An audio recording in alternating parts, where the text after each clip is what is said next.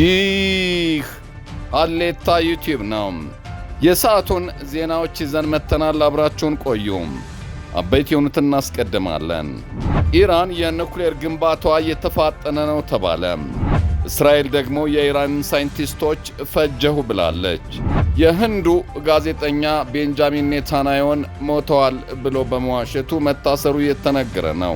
ቤንጃሚን ኔታንያሁ ደግሞ አዎ ለቡና ፍቅር ሞቻለሁ ብለው በሕይወት ተከስተዋል። ዱባይ ደግሞ ነዳጅ አቋርጣለች። አብራችሁን ቆዩ። አዲስ የምትቀላቀሉን ሰብስክራይብ ማድረግ እንዳይረሳ። ዜናዎቻችንን ሰምታችሁ ላይክ ማድረግም እንዲሁ። ወደ ዜናዎቹ አመራን።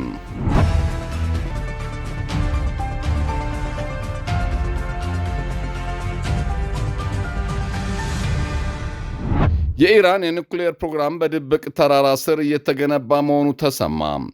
አሜሪካ ከባለፈው ዓመት ጀምሮ ከወሰደችው መጠነ ሰፊ ጥቃት በኋላ የኢራን የኑክሌር ተቋማት ወድመው የነበረ ቢሆንም ኢራን የተረፉትን ዩራኒየም ፒክ አክስ ተብለው በሚጠራውና በቀላሉ በማይበገር ድንጋያማ ተራራ ስር በድብቅ መደበቋ ተነግሯል።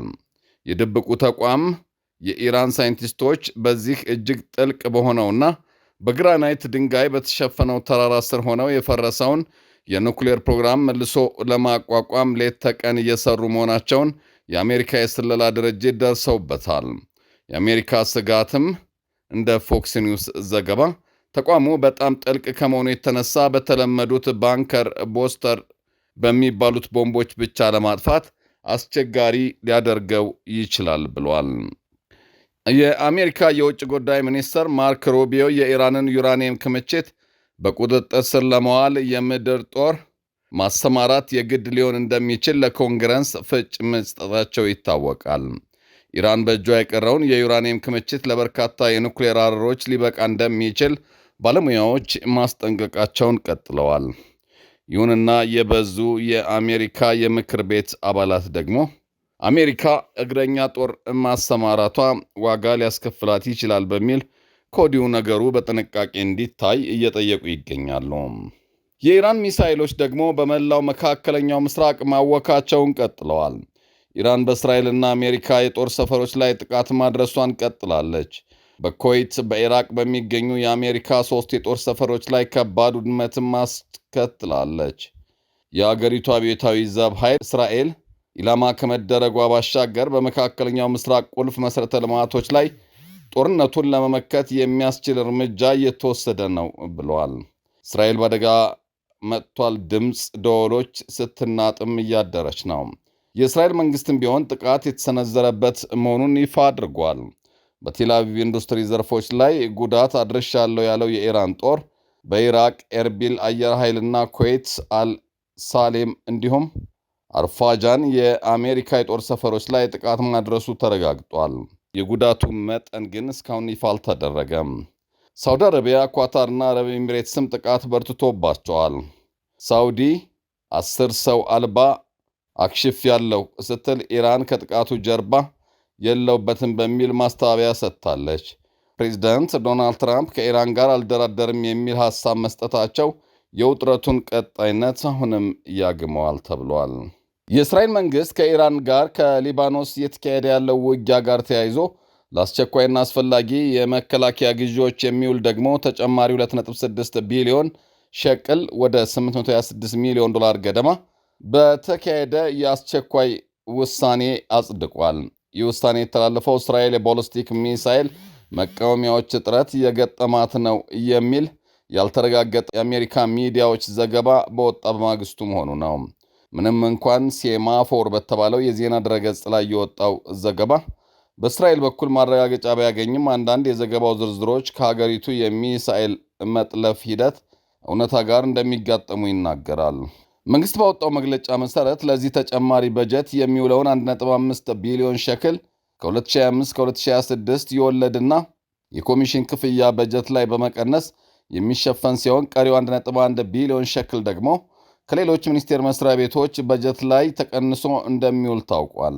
ይሁን እንጂ የታቀደው የ2026-2027 በጀት በዚህ ወር መጨረሻ ላይ ከጸደቀ ይህ ከ2.6 ቢሊዮን ሸክል ከመደበኛ የመከላከያ ሚኒስቴር በጀት ውስጥ ተመላሽ እንደሚደረግ ተመላክቷል። የእስራኤሉ ጠቅላይ ሚኒስትር ቤንጃሚን ኔታንያሁ በቅርቡ እስራኤል የሰነዘረችው ጥቃት ከኑክሌር መሳሪያ ልማት ጋር ግንኙነት አላቸው ተብለው የሚታመኑ በርካታ የኢራን የኑክሌር ሳይንቲስቶችን ገድሏል እያሉ ነው። የእስራኤሉ መሪ እንደ ኤሮፓ አቆጣጠር ማርች 13 ቀን 2026 በሰጡት መግለጫ ድርጊቱ የኢራን የኑክሌርና የወታደራዊ አቅምን ለማዳከም እስራኤል እያደረገች ያለው ቀጣይነት ያለው የጥቃት አካል ነው ብለዋል። እንደ ኔታንያሁ ገለጻ እስራኤል ከኢራን የመከላከያ መሠረተ ልማት ጋር የተያያዙ ሰው አልባ አውሮፕላኖችን፣ ድሮን ክምችትና ሌሎች ስትራቴጂክ ወታደራዊ ቦታዎች ላይ ያነጣጠሩ አዳዲስ የአየር ድብደባዎችን ፈጽማለች። ጥቃቶቹ የተፈጸሙት በእስራኤልና በኢራን መካከል ያለው ውጥረት እንዲሁ አሁንም በጋመበትና መካከለኛው ምስራቅ ውጥረቱ ባየለበት ጊዜ ነው። የኢራን ብሔራዊ የደህንነት ኮሚቴ ሰብሳቢ ኢብራሂም አዚዝ ደግሞ ዩክሬን ለኢራን የጦር ኃይሎች ሕጋዊ የጥቃት ኢላማ መሆኗን በይፋ አስታውቀዋል። ሰብሳቢው እንዳሉት ዩክሬን ለእስራኤል አጥፍቶ ጠፊ ድሮኖች ማቅረቧ በኢራን ላይ የሚፈጸም ቀጥተኛ የጦርነት ተሳትፎ ተደርጎ ይወሰዳል። ኢብራሂም አዚዝ አክለውም ይህ የኪየቭ እርምጃ በተባበሩ መንግስታት ድርጅት መመሪያ አንቀጽ 51 መሠረት ኢራን ለራሷን ለመከላከል ለምትወስደው ማንኛውም ሕጋዊ እርምጃ እንደ ሕጋዊ የበቀል ያደርገዋል። የቴህራንና የኪየቭ የእርስ በርስ ለዓመታት የዘለቀ ንትርክ ሲኖር ዩክሬን ቀደም ሲል ኢራን ለሩሲያ ሻሂድ የተሰኙ የድሮን አይነቶችን በማቅረብ በጦርነቱ ላይ ለውጥ እንዲመጣ ማድረጓ እጅጉን የሚያብከነክናት አገር ነች።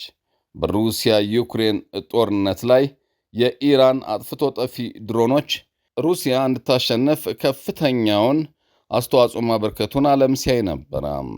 በተባበሩት አረብ ኤሚሬትስ የነዳጅ ጭነት ተቋርጧል። በተባበሩት አረብ ኤሚሬት የምትገኘውና ስትራቴጂኳ የነዳጅ ማከማቻ የሆነችው ፉጀይራ በደረሰባት የድሮን ጥቃት በተቀሰቀሰው እሳት ሳቢያ የነዳጅ ጭነት ሥራዋ ተቋርጧል። ይህ ጥቃት የተሰነዘረው የአሜሪካ በኢራን የሻርግ ደሴት የነዳጅ ማዕከል ላይ እርምጃ መውሰዱን ተከትሎ ሲሆን የኢራን አብዮታዊ ዘበኛም በኤሚሬት የሚገኙ የአሜሪካ ጥቅሞች፣ ወደቦችና ወታደራዊ ስፍራዎች ሕጋዊ ኢላማዎች ናቸው ብለዋል። ፉጀራ ለዓለም አቀፍ መርከቦች ነዳጅ በማቅረብ ረገድ ቁልፍ ማዕከል በመሆኗ ይህ ክስተት በዓለም አቀፉ የነዳጅ ገበያ ላይ የከፋ ተጽዕኖ ሊኖረው ይችላል። ሂግስ ስለ ሙጅታባ ካቢኔ የሰጡት አስገራሚ አስተያየት እያነጋገረ ነው። አዲሱ ልዑል መሪ ተብለው መቁሰሉን እና ምናልባትም መልኩ መበላሸቱን እናውቃለን። ትናንት መግለጫም አውጥቶ ነበረ። ነገር ግን ምን አይነት ድምፅ ሆነ ምስል አልነበረውም። የወጣው በጽሑፍ ብቻ የተዘጋጀ ነበረ። ኢራን ብዙ ካሜራዎችና የድምፅ መቅጃዎች አሏት።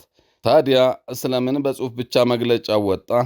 ለምን እንደሆነ የምታውቁ ይመስለኛል። መቼም ይሄ የማይገባው ደናቁርት ያለ አይመስለኝም ብለዋል። እሳቸው እንዳሉት ይህ ሰው በሕይወት ያለ አይመስለኝም ብለዋል። አዲሱ የኢራን መሪ የአያቶላህ አሊ ካሚኒ ልጅ ማለታቸው ነው። በሌላ በኩል ሬዛ ፓህላቭ በኢራን ውስጥ ለሚንቀሳቀሱ አማጽያን የትጥቅ ትግል ጥሪ አቅርበዋል። ትራምፕ ያገኟቸው የሻህ ልጅ ፓህላቭ በኢራን ውስጥ በትንሹ ግን ውጤታማ በሆኑ ህዋስ ለተደራጁና የማይሞተው ዘበኛ ለተባሉ ተዋጊዎች ንግግር አድርገዋል። እርዳታ እየመጣ መሆኑን ነግሬያችሁ ነበረ። አሁን የእርዳታ ደርሷል ብለዋል። እርዳታው የአሜሪካና የእስራኤል አየር ኃይል ጥቃቶች ናቸው። ከአየር ላይ ከባድ ድብደባ የደረሰበት ያለውንና እየተዳከመ የመጣውን የእስላማዊ ሪፐብሊክ አፋኝ መዋቅር ይበልጥ በማዛል ለፍጻሜ ውድቀት ማብቃት ትችላላችሁ ብለዋል። ፓህላቭ በግልጽ እንዳሉት አሁኑኑ የሚፈለገው የጎዳና ላይ ሰልፍ ሳይሆን በደከሙትና በዛሉት አፋኞች ላይ የሚሰነዘር ብልሃት ያለበት ውጤታማ ጥቃት ነው ብለዋል። ሰራዊቱ በአየር ጥቃት ተጠምዶ ባለበት ጊዜ በሀገር ውስጥ ሌላ ውጊያ አድርጎ ከፍተኛ ውጤት ማምጣት ይቻላል ብለው ያምናሉ። እሳቸው ቭላዲሚር ፑቲን ደግሞ ከኢራኑ አዲስ ጠቅላይ መሪ ሙጅታባ ካሚኒ ጋር ለመጀመሪያ ጊዜ ሊገናኙ ነው ተብሏል።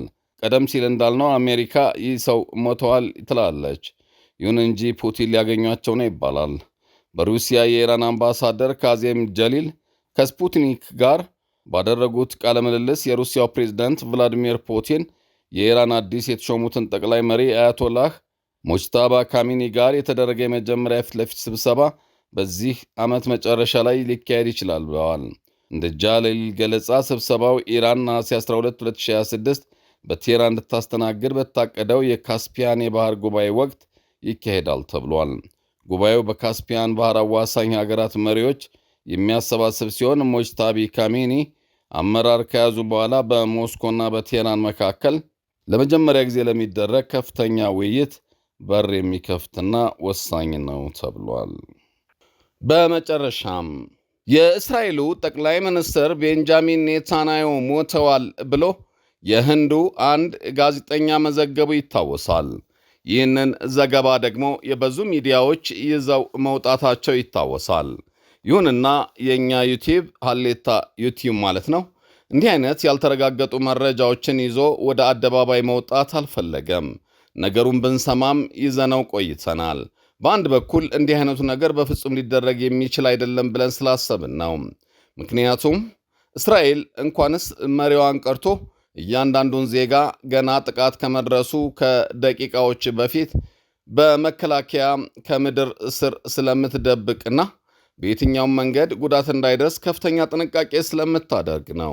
ቤንጃሚን ኔታንያሁ ደግሞ ቀድሞውም ቢሆን በከፍተኛ ጥንቃቄ የሚጓዙ መሆኑን ዓለም የሚያውቀው ጉዳይ ነው። ይህ ጉዳይ እያለ እንዲሁ አንድ ሚዲያ ተነስቶ እሳቸው ላይ ጥቃት ደረሰ ስላለ ብቻ ለመዘገብ ብዙም አልቋመጥንም ነበረ።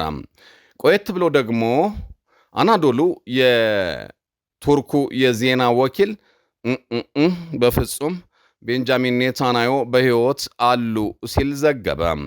ይህንንም ዝም ብለን ሰምተን ቁጭ አልን። ከእስራኤል በኩል ማረጋገጫ እንፈልግ ነበረ። አንዳንዶች ነገሩ በሚስጥር ተይዞ እንጂ እሳቸው ቤንጃሚን ኔታንያሁ ብቻ ሳይሆኑ ወንድማቸው ጭምር ሞተዋል የሚል መረጃ ሁሉ በገሃድ ማናፈስ ጀመሩ። በተለይ የቱርክ አንዳንድ ሚዲያዎችና ሌሎችም ይህንኑ ሲያራግቡት ቆይተዋል። የሆነ ሆኖ ከሰዓታት በፊት የእስራኤሉ ጠቅላይ ሚኒስትር ቤንጃሚን ኔታንያሁ ድንገት የሆነ ቦታ ላይ ተከሰቱና ሞቷል ብለው እያወሩን ያሉት አዎ እውነት ነው ሞቻለሁ፣ የሞትኩት ግን ለቡና ፍቅር ነው ብለው በኢራኖች ገለናቸዋል ዛቻና በህንዱ ጋዜጠኛ ላይ በጣም ተሳልቀውባቸዋል።